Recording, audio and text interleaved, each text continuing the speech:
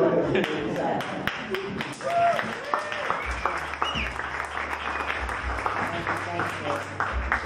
My name is Amy Sacco, and I own and created probably some of the most exclusive nightclubs today in the world, and if not the most exclusive, the toughest doors you could ever try to get into.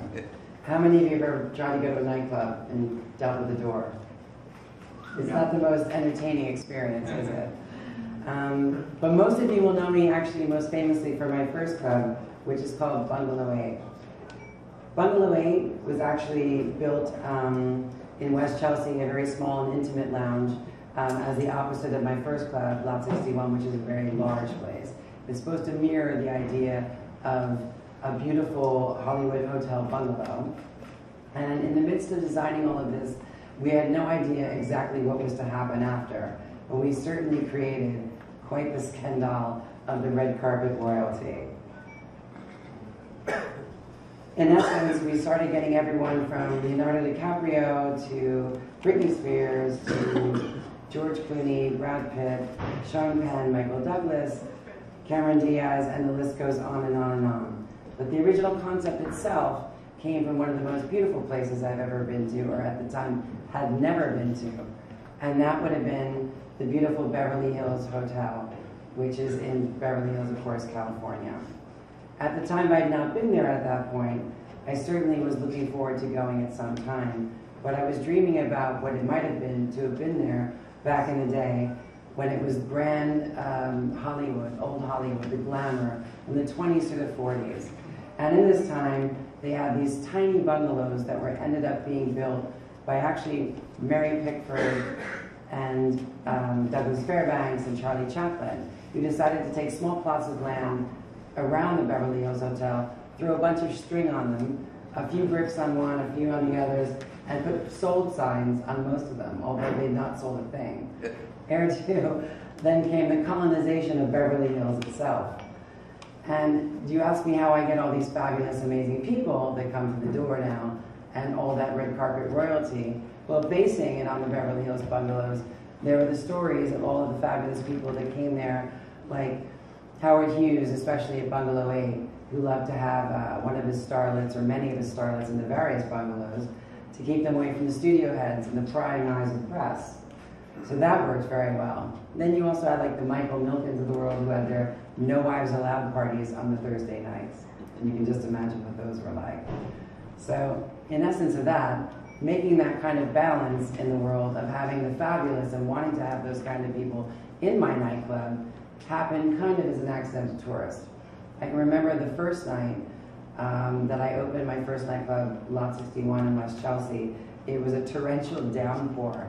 And you're talking about a place at the moment where there's not a soul that lived there or worked there. There was maybe 2 or 3 galleries.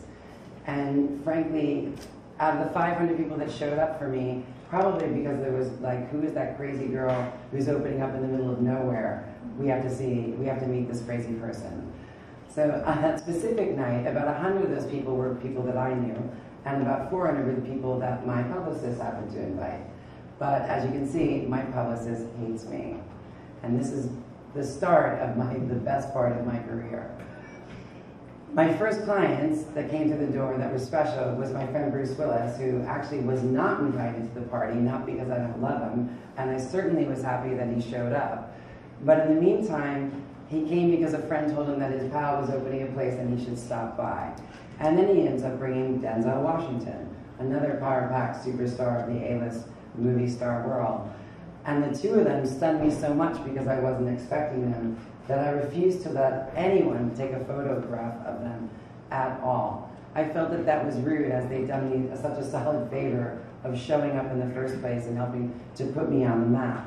So that wasn't quite what they were looking for in a publicity, and it didn't really make them thrilled with me, and everyone warned me that this would not be good for me because it certainly wouldn't help to get the word out. But then, it was better because it was more like word of mouth. And the word of mouth was far better than you could have ever imagined any press to have been. For myself, I think that over my career, press has been lovely to get and nice and great for my mom. My mom's really proud. She loves it. but nothing I ever look at myself in order to keep my mind clear and not be competitive with myself or with anyone else. But the word of mouth had a very big effect on what I do for a living. So after Bruce and Denzel left, they end up going out and telling a few of their friends. And so you start to see people like Kevin Costner and some of his friends, and his friends told more friends.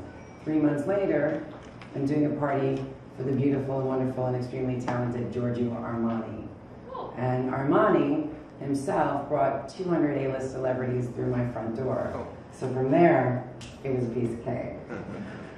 Somewhat. I mean, when you see Sophia Loren sitting between Robert De Niro and Martin Scorsese telling you how great your pasta tasted, you pretty much think you may have made it. But you should never get too happy or too sedentary. You have to keep going. So again, keeping up the energy and keeping up the vibe. Not too much longer after that, a young lady came to me who just finished wrapping her first show, and before the first night that it premiered, or the first night, it was called Sex and the City. Not a bad career she started with that fantastic show, all about everything that all of my clients dream of, sex and the city, in our city, with everyone in the city. So that wasn't bad either. To make this magic and to keep this magic going, there are some negatives as well. The biggest one is the door. Nobody wants to work at the door. I certainly didn't want to work at the door. It's the most miserable job you could ever have on the planet. But in order to make everyone that's coming to your nightclub happy, you have to think about the fact that why are they there? What do they want to see? Who do they want to meet? What kind of a time are they looking for? Are they dancing? Are they drinking? Are they trying to meet someone, future husband, future wife, a girlfriend, one night stand? Who knows? None of my business. But at the same time, it's my business to make all of that energy happen. So half the time, though, you have to say no. There's no vacancy in the house. It depends. It's not about who you are, who you think you are, or how much money you have, or anything like that. For me, it's all about your energy and your vibe. If you're not someone who's going to bring something to me, like ask not what your party can do for you, but what are you doing for my party? Because I certainly don't need a bunch of look-see-loos hanging out, watching everyone, and interrupting people's conversations, and kind of maddeningly trying to take photos. It's far more fun if you pick a fun person who has a little bit of energy, and is going to give a little energy to your party. That being said, that's basically what I call brand integrity. The balance of having not too many guys, not too many girls, making it an interesting crowd, an interesting room, with a huge mix of cross-cultural and transgenerational people of all walks of life, which only makes it more fun for me, because I don't feel like being bored at work either.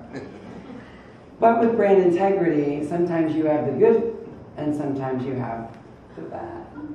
And as Aaron so nicely pointed out, his favorite story was someone who came to visit me, who is someone I fully respect, Mark Cuban. He's a brilliant businessman. I'm a big fan of his shows. I'm a big fan of his career as well. But when he rocked up to Bungalow 8, he happened to have all of about 10 to 15 guys off the golf course. Now mind you, Bungalow 8 has a room for about 100 people. And so there you are in a quandary.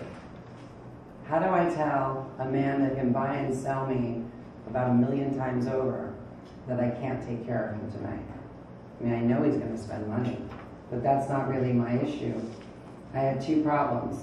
I have disappointing Mark, and then I have disappointing my room and the clientele that I already have inside the club. So to make that magic energy again, like I said before, you need the mix. So if 15 guys walk in the room with golf clothes, and most of the people, I can guarantee you, the hipsters and the cool people don't know who he is, even though I do, they're not going to care, and they're going to look around and say, this place is so going down.